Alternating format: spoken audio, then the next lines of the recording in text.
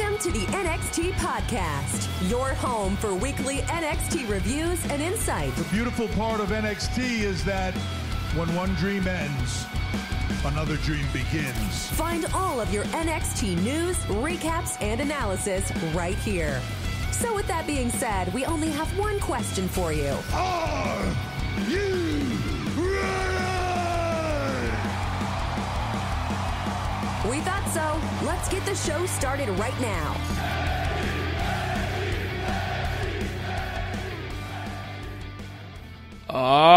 Ladies and gentlemen, welcome back to the NXT Podcast. Once again, I am your host. My name is Zachary Smith. Very happy to be with you again today for an odd and interesting week of NXT. I feel like I say that every week, but this time we had some odd stuff kind of going in as well, so that's going to be interesting. As always, I am your host here. You can always find me on Twitter as well. I am at ZachNXT. That's at ZACHNXT. We're always talking about wrestling and fun things over there. I usually get the news and notes that we talk about right from Twitter. And obviously the thing that everybody's been talking about is SmackDown and Raw. We finished the draft, and some interesting things came out of the draft, certainly, as they generally do. I will say that it was odd that you had the draft, and it was just Stephanie McMahon coming out, reading out the names, and that felt a lot less dramatic. I mean, you think about those first drafts and like Ric Flair and Vince McMahon being out there and making picks, and then throughout the night you would see them in the back making their draft picks. That was a lot more interesting of a way to do it. I'm certainly not advocating for like Stephanie McMahon to be over SmackDown and appears to be over Raw or something like that. I don't need general managers anymore at all, especially not McMahon's. So from that standpoint, that's fine. But for a draft specifically, it does take some of the drama away if you are just having one person just come out every so often and announce picks. But the rules were that, I believe for every 2 picks SmackDown had, Raw got 3, because Raw is a 3-hour show. So that ended up being about 22 men to Raw versus 15 to SmackDown. So you had kind of an imbalance with the amount of people that went to Raw. So obviously Raw took Drew McIntyre. That makes sense. You're going to take your WWE champion. SmackDown took Roman Reigns. That makes sense as well. And so Raw takes Asuka. That makes sense. SmackDown eventually ends up with Bayley. Makes sense. We had Raw take the Hurt Business. That makes sense because you're getting Bobby Lashley and MVP and Shelton Benjamin and Cedric Alexander. So that's kind of a 4-in-1 pick. Raw kept Randy Orton. Raw got The Fiend. Raw got Braun Strowman, got Matt Riddle, got Jeff Hardy, kept Keith Lee, kept Ricochet. Elias came back and attacked Jeff Hardy, even though it was Sheamus that took him out. So I'm not sure why we did that. So on the women's side, they got Asuka. They did draft Charlotte Flair, obviously. They got Naomi. Alexa Bliss comes over to be with The Fiend. That's fantastic. I'm very glad to see that they're not going to separate those two, because that story just started. And so you're not going to take them away before that can even start. On the SmackDown side, as I said, we got Roman Reigns, our Universal Champion. We also got Jey Uso over to SmackDown, or kept him on SmackDown, rather. So their Hell in a Cell match is still going to be on. No complications there. Their second pick was actually Seth Rollins. That's interesting. I was watching the draft watch-along that they had on the network with the 3 guys from the bump, and that was a fun show to watch. It looks like it's a lot of fun to be on that show. It doesn't seem like they're necessarily allowed to talk about when things don't necessarily make sense.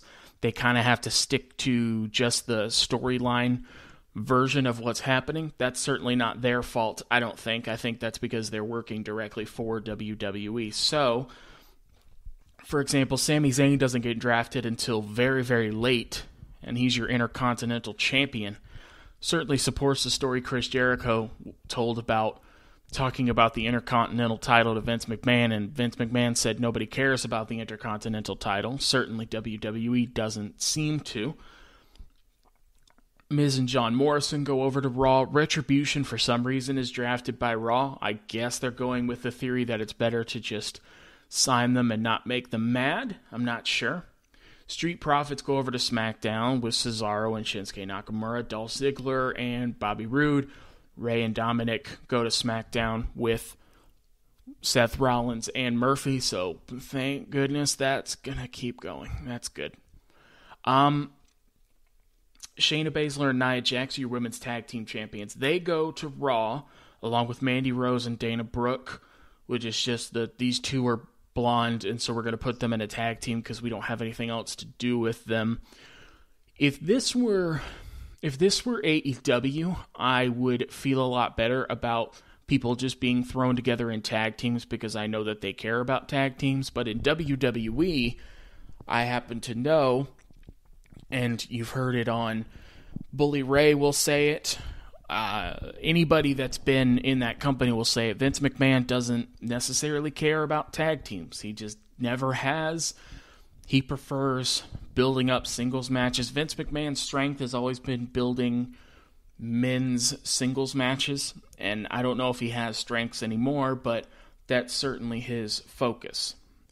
So, Shayna Baszler, Nia Jax, Mandy Rose, and Dana Brooke. The only other women's tag team was the Riot Squad, Ruby Riott and Liv Morgan, that went over to SmackDown. So, as I said, Street Profits go over to SmackDown, and on the show, we had Kofi Kingston and the returning Xavier Woods. Great to see him back. He looks fantastic. Doesn't look like he lost a step. Which, when you have an injury like he had, it's easy to have lost a step or to have some ring rust, and it doesn't seem like Xavier Woods had any of that. So congratulations to him on making that successful recovery and coming back.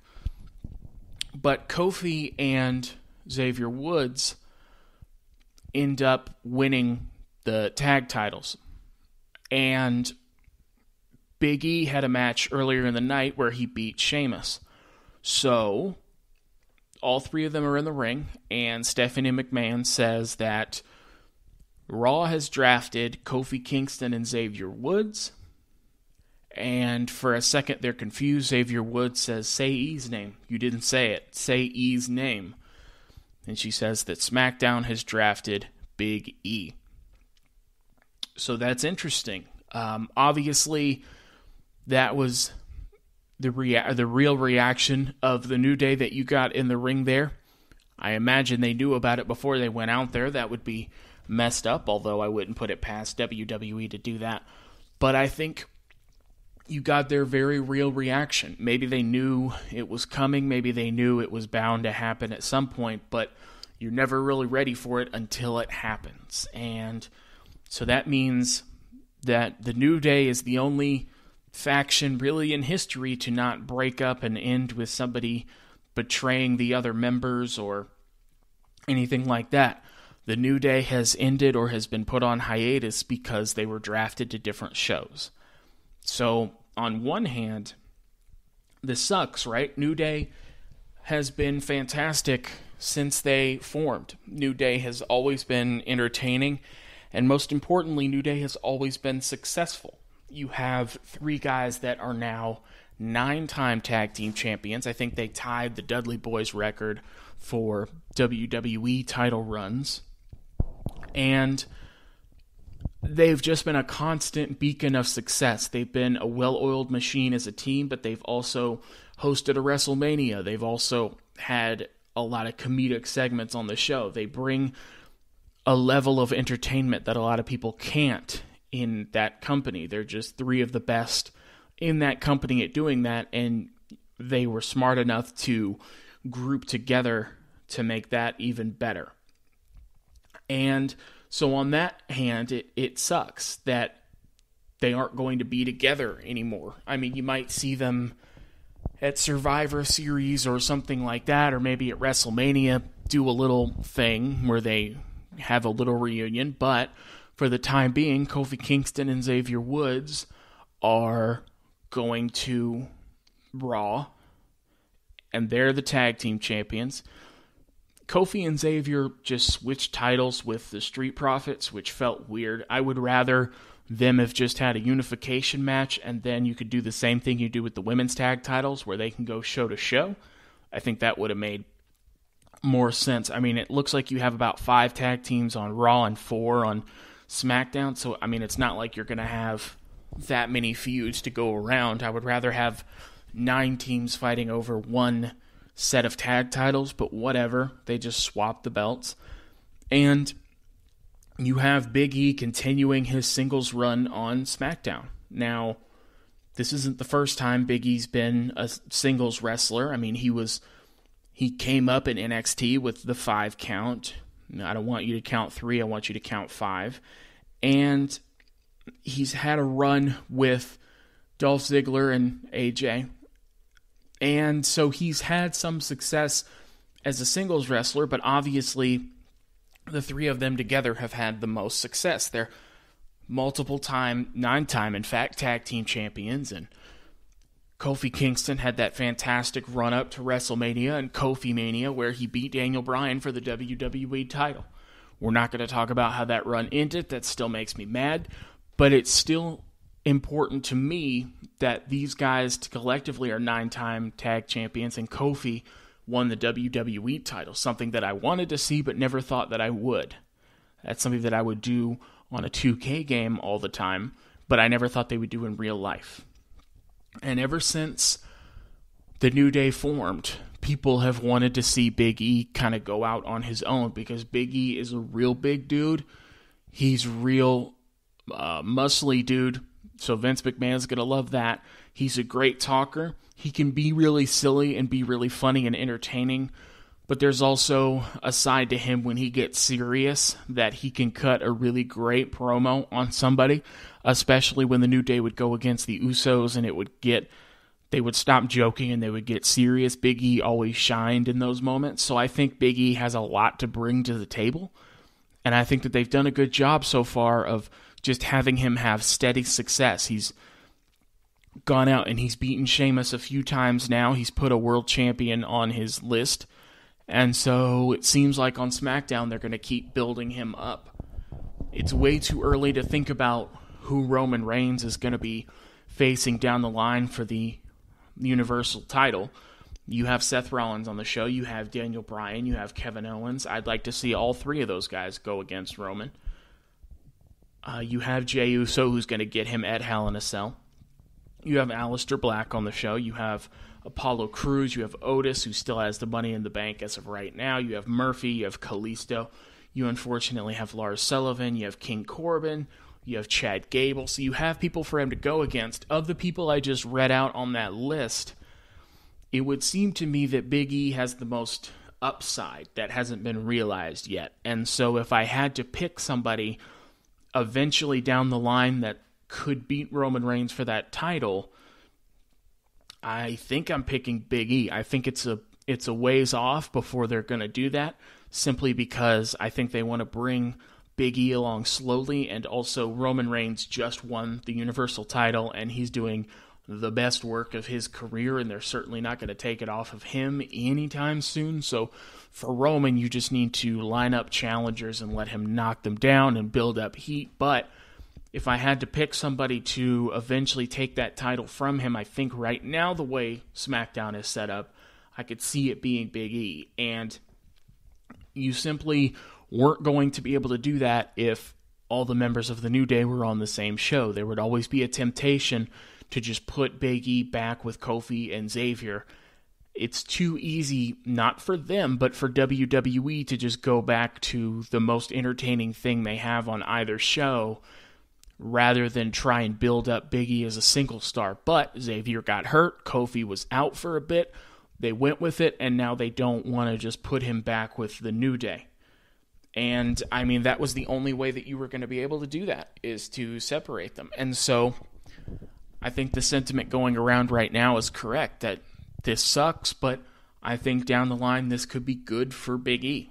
And so that's the way I'm going to have to look at it.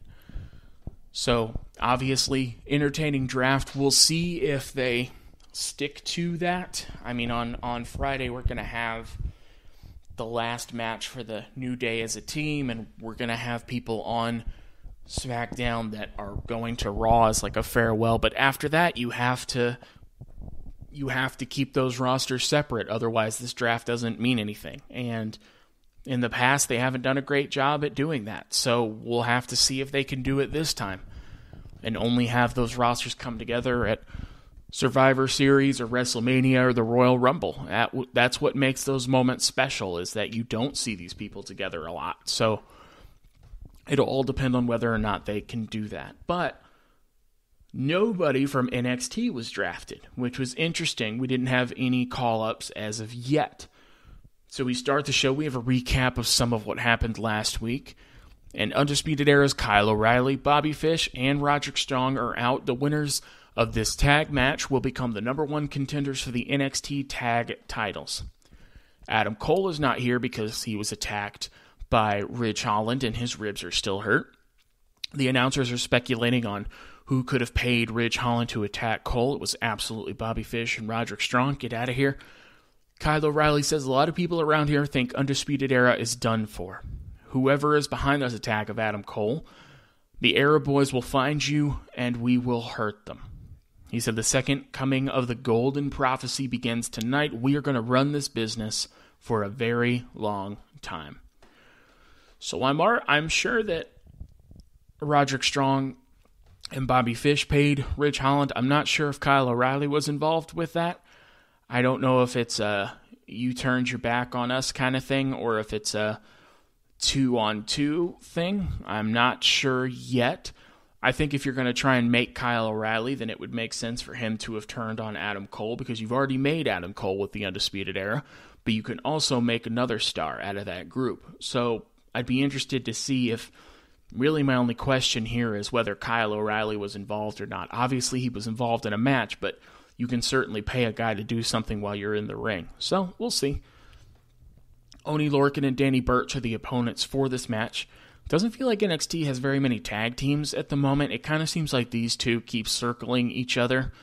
And now that Imperium's going to be on NXT UK, you lost a team, so it kind of just feels like these three at the moment. It certainly feels like these three are always the ones involved with the titles. It's a very good match in the ring, and we cut over to Breezango, who are in chairs in front of some of the virtual crowd watching the match. It's very funny to see them just off by themselves in front of screens of people's faces. Pretty good match in the ring, and then Strong hits the jumping knee on Oni Lorcan, and the Undisputed Era will challenge Breezango for the tag titles. Oni Lorcan is forever the guy that is there to lose when the team needs to lose, and that sucks, but he's very good at it, and he's very good in the ring. I hope they do something more with him someday, because I think there's more there than just having a fall guy. There's a stare down between Breezango and the Undisputed Era. It's hard because it always feels like Breezango are going to lose the tag titles, and it especially feels like we're heading for something big with the Undisputed Era, and so it feels like you would want to put the tag team titles on them. So I feel like the Undisputed Era is going to win, but I feel like Breezango's never going to retain the title, so I don't know if it's more that, but it certainly feels like Undisputed Era are going to win. A reporter in the back is back there talking about Finn, who had to undergo surgery for his jaw. I want to say it was fractured in 2 places. And they talk about the NXT title. She said that William Regal said that they'll evaluate again in a couple weeks to see how he's doing, and then they'll make a decision about what's going on with the NXT title. It would suck so much if the last 2 NXT champions immediately had to give up that title because of an injury in an NXT title match. Karrion Kross was injured in the match with Keith Lee to win the title, had to give it up that Wednesday. And then Finn Balor won it not long ago in a Fatal 4-Way, and then a singles match with Adam Cole, and then had one defense against Kyle O'Reilly, and has 2 fractures in his jaw. So it would really suck if the last 2 guys that held the title were snake bit. I don't know what you do after that.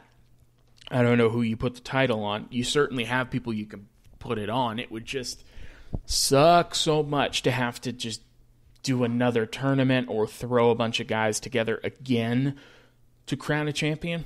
I don't know. So hopefully Finn is making progress. I mean, he just had the surgery, and hopefully he can be back in enough time that they feel like they can keep the title on him. It feels like they don't want to just take the title off of him, whereas if this thing with Karrion Kross hadn't just happened, maybe they would be more willing to take that title off, it feels like. Ember Moon vignette. She says, 2019 was a terrible year for Ember Moon with that ACL tear. She said, being away, she found out who she needed Ember Moon to be. She said when she left NXT, she left on top. I don't think she did. I don't think that's correct. It feels like the only thing that I can think of when I think of Ember Moon is the rivalry with Asuka, as I've talked about before. That very much was not a rivalry, and she would get close, but Asuka would always win. So no, not on top. She said, you don't get a title shot based on your past accolades. To get back to the title, I have to go through a who's who of athletes, and she puts over all of most of the women in the women's division up to the champion, Io Shirai. She said, I don't care who I have to prove myself against. All roads led me back to NXT, but Ember's Law will lead me back to my title. Ember's Law feels like a t-shirt line that she had to throw in there. Other than that, promo was fine. Promos aren't necessarily Ember Moon's strong suit. She's certainly passable on the mic. There's not any glaring problems there. It's just not generally exciting. But it's very good to have her back in the ring. I didn't know if we would ever see that again. It doesn't seem like she knew if we were ever going to see that again. And it's just really good to see her back, and I think she's a great addition to the NXT women's division. And I think it makes sense to come back to NXT because they certainly weren't doing anything with her on Raw or SmackDown, so I think that's a good call. I think if you polled a lot of the people on Raw and SmackDown who aren't in something big right now, I think a lot of them would probably want to come back to NXT. So we have Candice LeRae versus Shotzi Blackheart tonight. And the winner is facing Io Shirai for the women's title at Halloween Havoc. Now, Halloween Havoc is a show that Shotzi Blackheart is hosting. So I'm not sure why we're doing this match. So Candice talks about that. Johnny talks about being upset that Dexter Lumis is getting a North American title shot. I don't know why he would be upset. He lost to Damian Priest, and Candice lost to Io Shirai. Johnny and Candice still don't feel like they're going to win those titles. I imagine we're running this back with Candice challenging Io and Johnny challenging Damian. And I'm not sure why. They both lost pretty clean in the middle.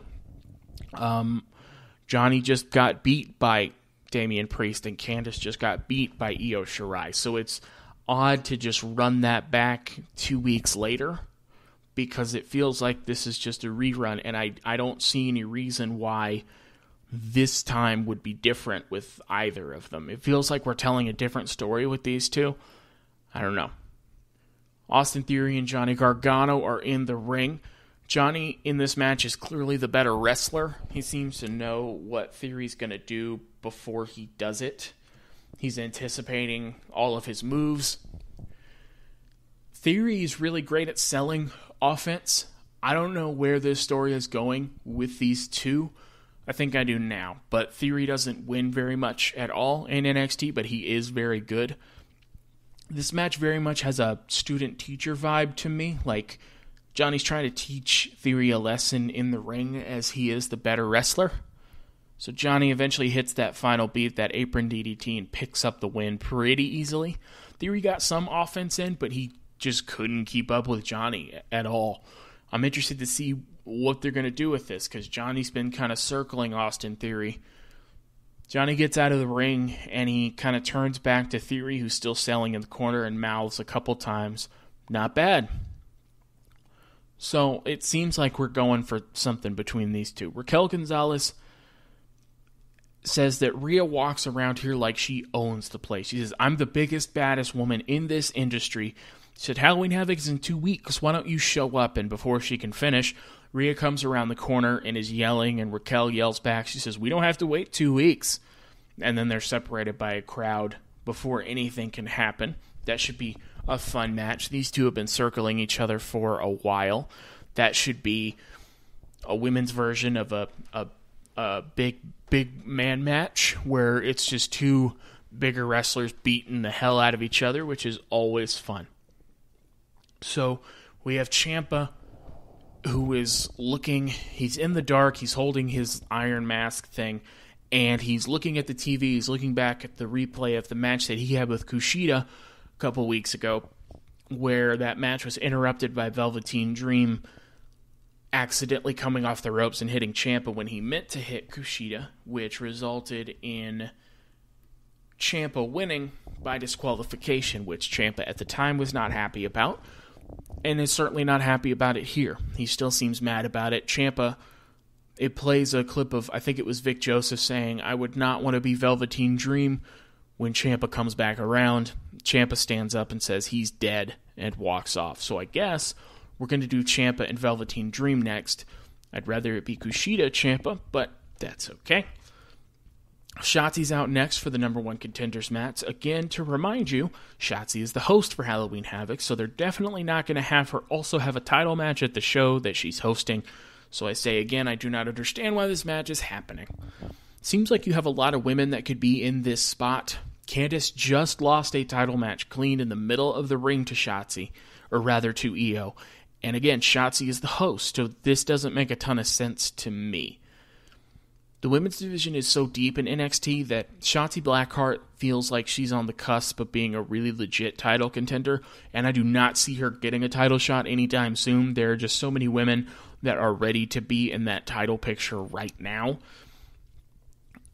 So they're having the match, and then Candice goes to the outside, and in the crowd, right near the front, near the fence, is Indy Hartwell, who's been, I guess, cool with the Garganos, and Indy hands something to Candice, and it turns out that it's brass knuckles, and Shotzi goes to reach for Candice to pull her back in, and Candice hits her with the brass knuckles, picks up the win. She hides it from the referee with her hand behind her back, and then walks back over to Indy and hands her the brass knuckles. So maybe what we're doing is Candice is a mentor, quote-unquote, for Indy Hartwell, and Johnny is a mentor, quote-unquote, for Austin Theory. So maybe we're doing a kind of stable here with 2 men and 2 women. I'm not sure, but I mean, they definitely have Indy Hartwell and Austin Theory.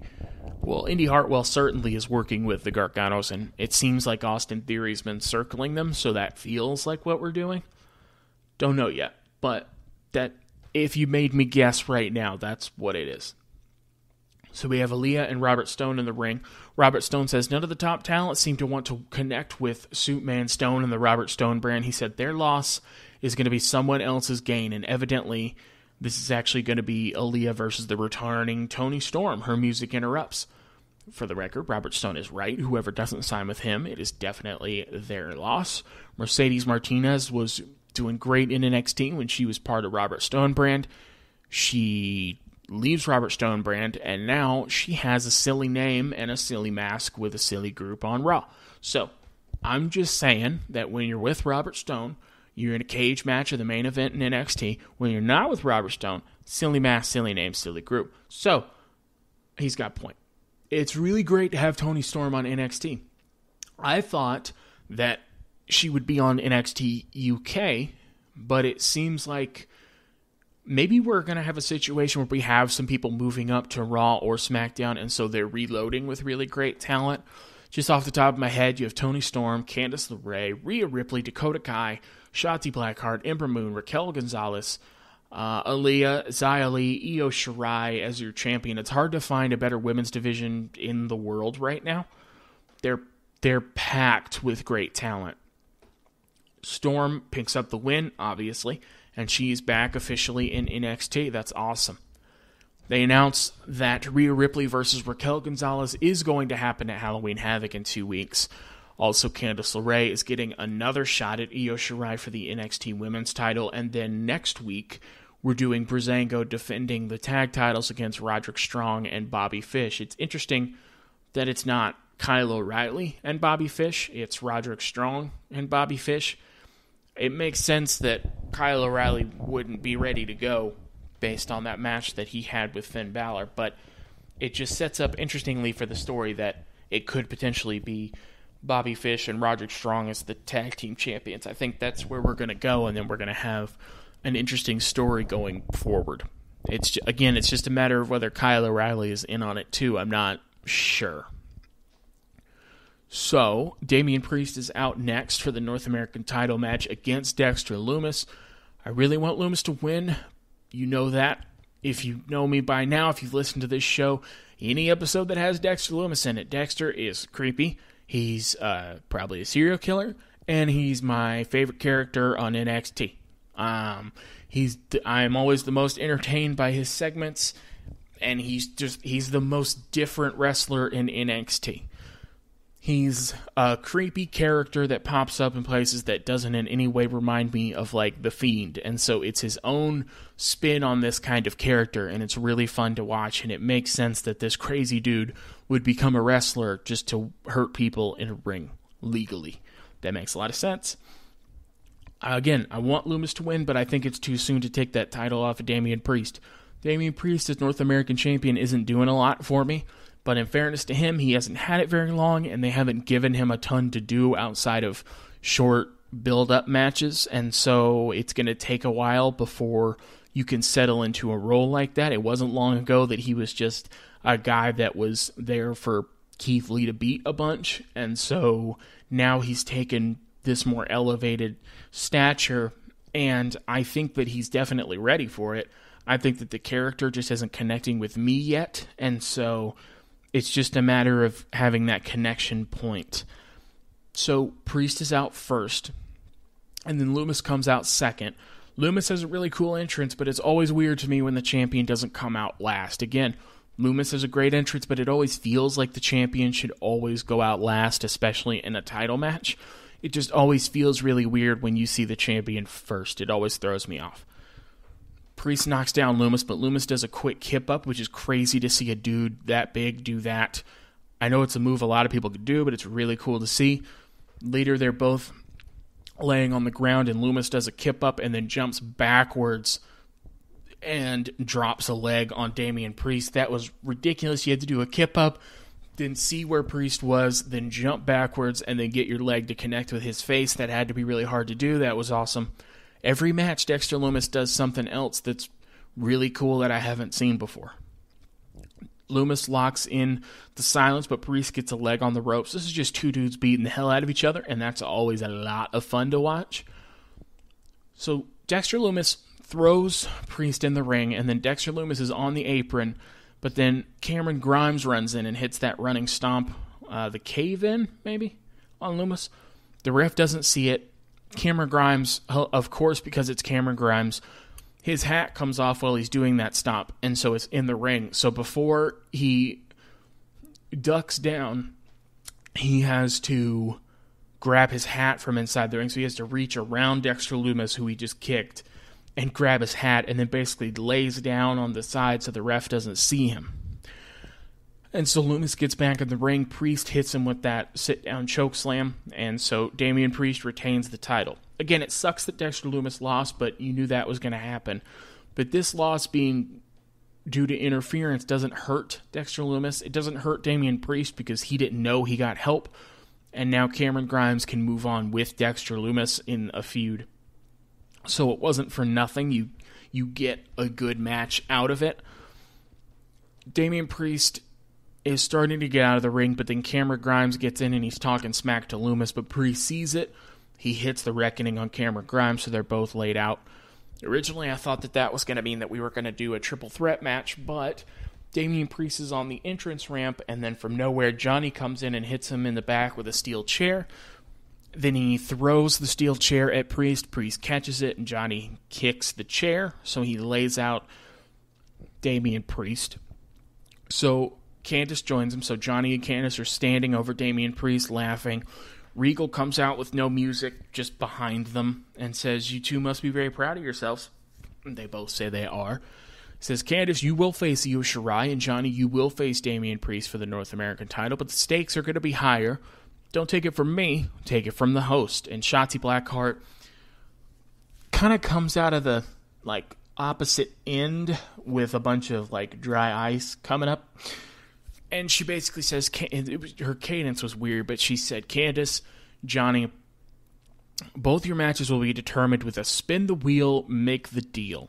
And then the wheel starts spinning, and she starts laughing and howling, and Candice and Johnny are very upset, and we go off the air. So, spin the wheel, make the deal is a thing that they use sometimes in WWE. They haven't used it in a while.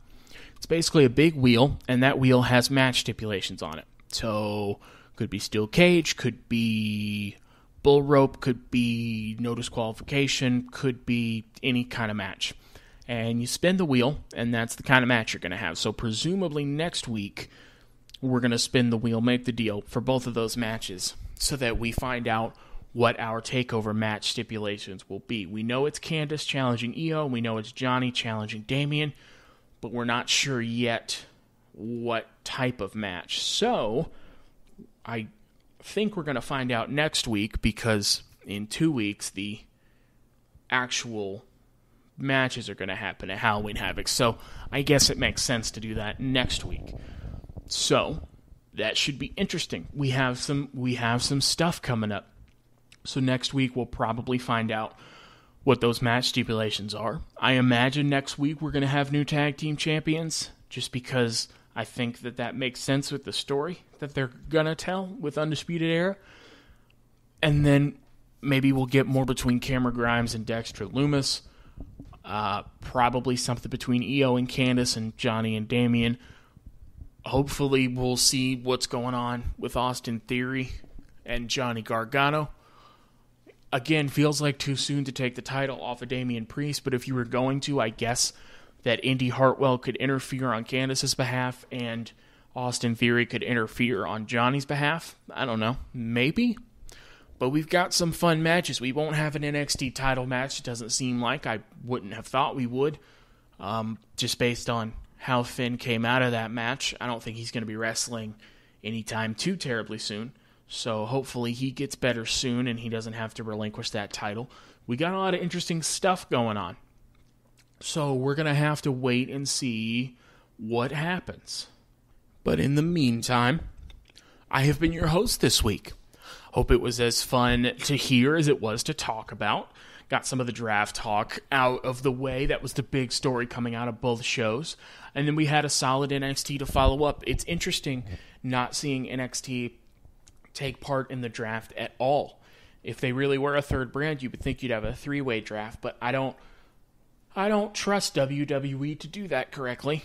So I'm glad that NXT just kept all of their people. NXT is a high-performance vehicle right now. Just let it run. Don't mess with it. So I'm excited about that. I'm excited to see what we get next week. And then hopefully we have some more matches added to Halloween Havoc. So I could be excited about that too. In the meantime, that's it for this week.